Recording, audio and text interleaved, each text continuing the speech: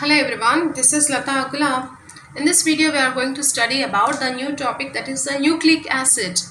So as we are studying about the different biomolecules, the last important biomolecule is nucleic acids. Here, what are nucleic acids? Nucleic acids are nothing but DNA and RNA. What the nucleic acids are commonly called? They were commonly called as polymers of nucleotides, and they are also macromolecules. And there are two types of nucleic acids. How many types of nucleic acids were present? Two types. They were DNA and RNA. DNA is present in the nucleus and RNA is present in the cytoplasm. And the DNA was first isolated in the year 1869 from the nuclei of WBC. Where it is isolated from? It is isolated from the nuclei of the WBC. And at the same time, the DNA is acidic in nature. What is its chemical property? It is acidic in nature. Hence, it is found in the nuclei and it is acidic in nature. Hence, we are calling it as nucleic acid. And these nucleic acids, they composed of three components. They were nitrogen base, phosphate group, and 5-carbon sugar. As it is having the 5 carbons, we can say that it has a pentose sugar. And in the carbohydrates, we have studied in the monosaccharides about this pentose sugar, right? Here, this 5-carbon sugar or pentose sugar is a monosaccharide. And if we see about this the components of nucleic acids one by one, the first one is nitrogen base. So here the nitrogen bases are two types. How many types of nitrogen bases were present? Two types. One is purines and another one is the pyrimidines. The purines again two types. They were adenine and guanine. And pyrimidines are three types. They were thiamine, cytosine and uracil. How many types of pyrimidines were present? Thiamine, cytosine and uracil are the three types of pyrimidines present. And if you see in the purines, if you see the structure of the purine, it consists of two rings. Hence, we can say it has a double ring structure. Purines are the double ring structure, whereas the pyrimidines are the single ring. As the purines consist of only the pyrimidines consist of only one ring, we can say that they were the single ring structures, whereas the purines are the double ring structure. They contain two rings. And here, if you see the purines in the positions 1, 3, 7, 9, in these positions there was nitrogen is present. They were called as heterocyclic rings. Here, purines and pyrimidines, they can be called as heterocyclic rings because the carbon and the nitrogens, they were present in the ring forms. Hence, they are called as heterocyclic rings. So, in the heterocyclic rings, in the purines, the nitrogen was present in the 1, 3, 7 and 9 positions. Whereas, in the pyrimidines, the nitrogen is present in the 1 and 3 positions. We need to remember this. So, in the purines, where the nitrogen is present in the 1, 3, 7, 9 positions, whereas in the pyrimidines, it is present in the 1 and 3 positions. And here, there are 5 nitrogen bases are present. Not all these 5 nitrogen bases were present in the DNA and RNA. If you see in the DNA consists of 4 nitrogen bases and RNA also consists of 4 nitrogen bases. Here, the DNA consists of 2 purines and 2 pyrimidines, and RNA also consists of 2 purines and 2 pyrimidines. But here in the DNA, there were adenine and guanine. What are the 2 purines present? Adenine, guanine were present. And the same purines were present in the RNA also. Adenine, guanine are also present in the RNA also. But whereas in pyrimidines, in DNA, what type of pyrimidines were present? Thiamine, cytosine were present. That is, uracil is absent. In the DNA, what are the pyrimidines present? Only thiamine, cytosine pyrimidines are present in the DNA. Uracil is absent in the DNA. That uracil is present in the RNA. So, in the RNA, purines, purines in DNA, they have the same type of purines, that is adenine and guanines were present. But the difference is, whereas in the pyrimidines, instead of thymine, there is uracil is present in the RNA. So in the place of thymine, RNA consists of uracil. So that is the main difference between the purines and pyrimidines in the DNA and RNA. So DNA consists of adenine, guanine, thymine, cytosine, whereas RNA consists of adenine, guanine, and instead of thymine, they consist of uracil and cytosine. So these are the nitrogen bases present in the nucleic acids. The next component is sugar. We have completed the nitrogen base, right? The next component is sugar. The sugar, there are two types of sugars, ribose sugar and deoxyribose sugar. We need to remember ribose sugar. We have studied about this ribose sugar and deoxyribose sugar in the carbohydrates, monosaccharides, right? So ribose sugar and deoxyribose sugar. So we have two types of nucleic acid, right? One is RNA and one is DNA. This ribose sugar is present in RNA and deoxyribose sugar is the sugar present in the DNA. So what is the sugar present in the DNA? Deoxyribose sugar. What is the sugar present in the RNA? That is ribose sugar. And what is the difference between the ribose and deoxyribose sugars? So both are same, but at the second carbon there is hydroxyl group present in the ribose sugar. But whereas in the deoxyribose sugar, the name itself indicates deoxy. Deoxy means removal of oxygen.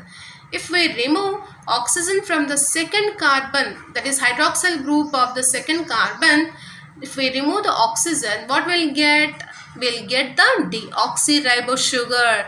That is the difference between the ribose and deoxyribose sugar. Here oxygen is present, that oxygen is absent in the second carbon in the deoxyribose sugar. That is the difference between the ribose sugar and deoxyribose sugar.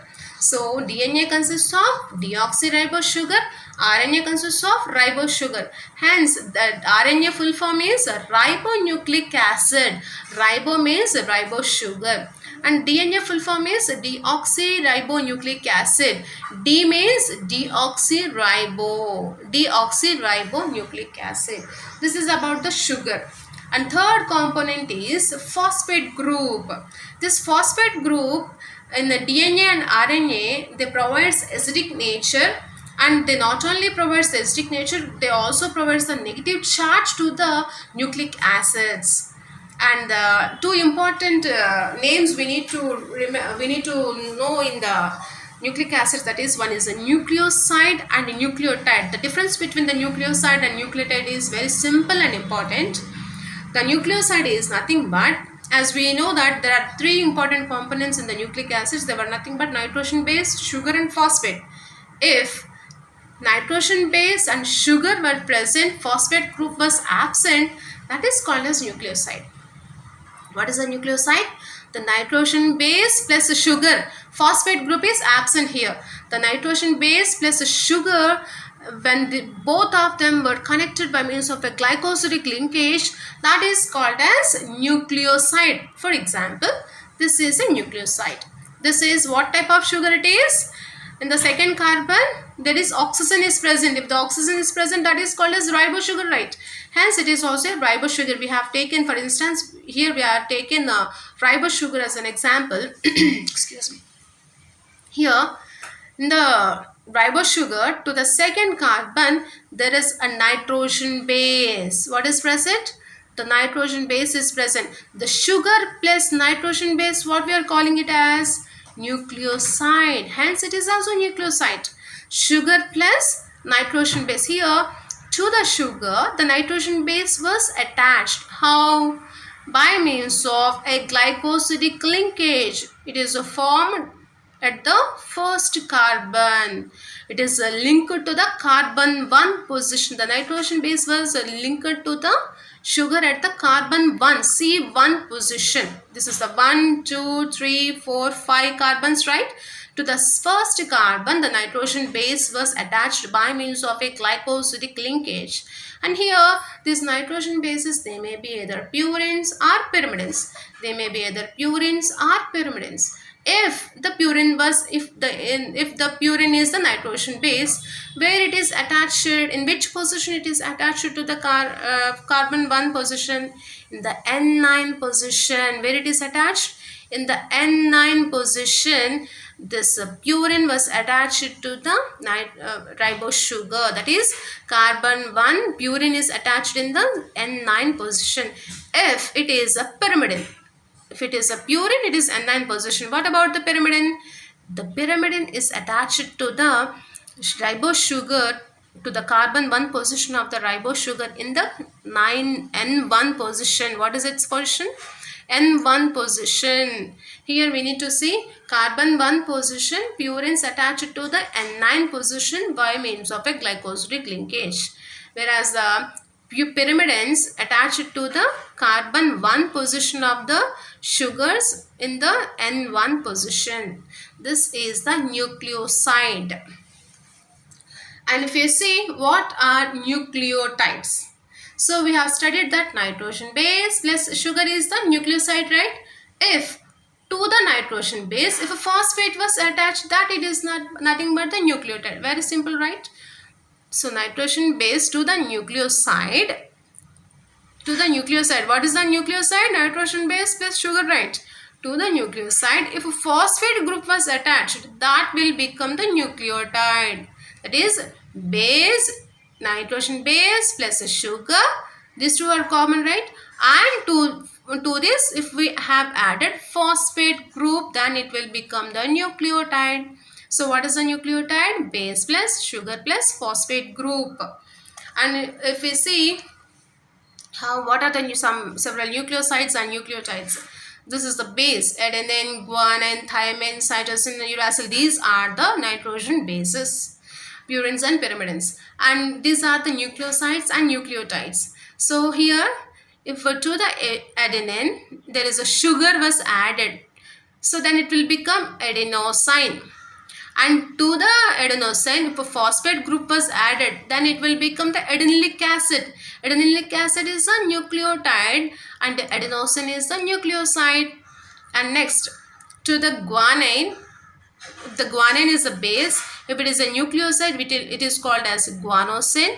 And if it is a nucleotide, it will be called as a guanylic acid.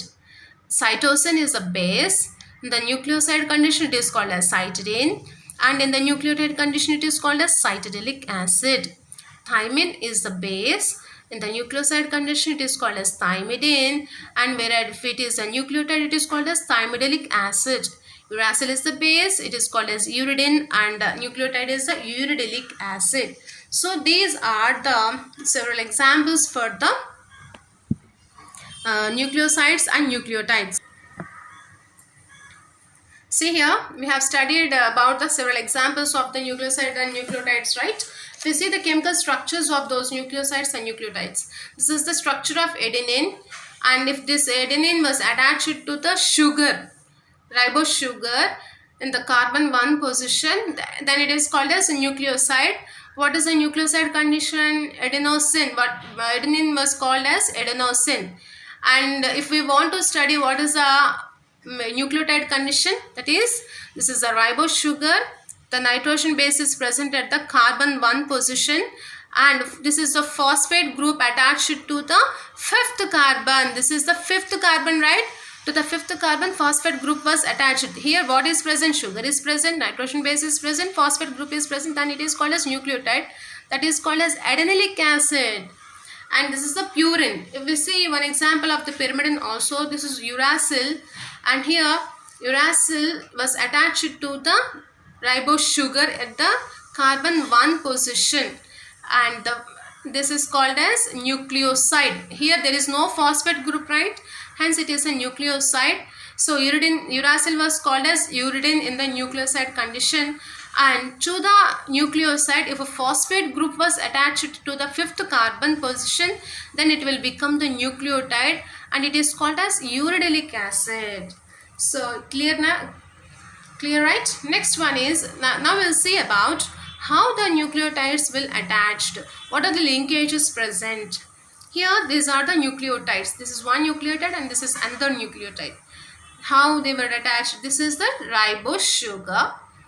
To the ribose sugar, in the first carbon there is a base is present, nitrogen base is present.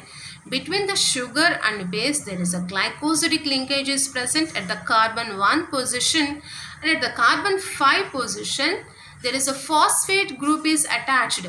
Between the sugar and phosphate there is a linkage is present, that is called as phosphoester bond. This is called as glycosidic linkage, and this is called as phosphoester bond. This is one nucleotide. How the adjacent nucleotides are connected, now we will see. Here this is another nucleotide. Here also the sugar is present. The base is attached to the sugar at the carbon 1 position by means of glycosidic linkage, and the phosphate group is attached to the carbon 5th position by means of the phosphoester bond. Here this is the phosphoester, here this is the phosphoester bond, this is the phosphoester bond, and here this phosphoester bond is not only formed in the 5th carbon. This phosphate is attached to the adjacent nucleotides at the 3rd carbon position. Where it is? In the 3rd carbon position, this phosphate is attached to the attached here, and again this phosphate is attached to the 5th carbon also. This is the phosphoester bond, and this is also the phosphoester bond only. But as there is one such ester bond is on either side. Here this phosphate is forming same ester bond in 2 sides, that is called as phosphodiester bond. This is the phosphoester bond only. This is the phosphoester bond only. But here this phosphate is forming 2 ester bonds to the 2 nucleotides, right? Hence this is called as phosphodiester bond. What is this called? Phosphodiester bond.